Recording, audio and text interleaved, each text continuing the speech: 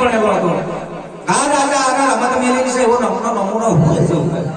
20 ઘરમાં સુધારના દીકરાએ બેઠે લાકડાનો ઘોડો બનાવ્યો. એને ચીરણીની દોરી આમ કરી કોની ચાલે ટન ઢીલી મેલે લગમ ડાબા પગની હેડ મારે એટલે પણ આકાશના માર્ગ લાકડાનો ઘોડો ઉડે હડા થાય જવાબ બોલે. ઢીલી મેલે લગમ કોની ચાલે તન હડા થાય જવાબ બોલે રસાયણ વિધિ આપણ એટલે એ ઘોડો લાકડાનો નીચે ફરે. આકાશના માર્ગ ઉડે લેવા લાકડાનો ઘોડો બનાવ્યો એને વિચાર કર્યો લાલા રાજા આના નગરની રમત જણાવો ઘોડો લે ચૌકાય.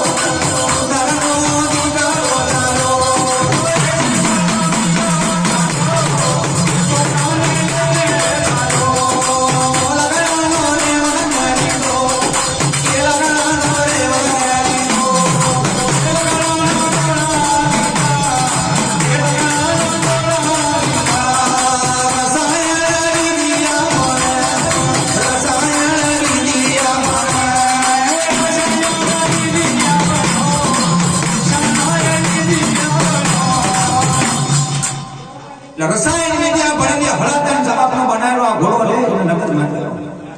આખા નગરની રૈયત બેઠેલી છે. આડોશી પાડોશીના રાજાઓને તેડેલા શીખ સૌકાર દ્વાલિયા ભરામણો બેઠેલા કે ભાઈ આ વર્ષે કોણ નવી આઈટમ લાવ્યો. એટલે સુધારનો દીકરો ઉભો થઈ જાય મહારાજ હું સુધારનો દીકરો છે પણ મને જે કઈ આવડ્યું લઈને આવ્યો છે કે જો તું ગમે તે લઈને આવ્યો કદાચ આમાં નાપાસ થાય તો હું લે ચડવું પડે ભાઈ.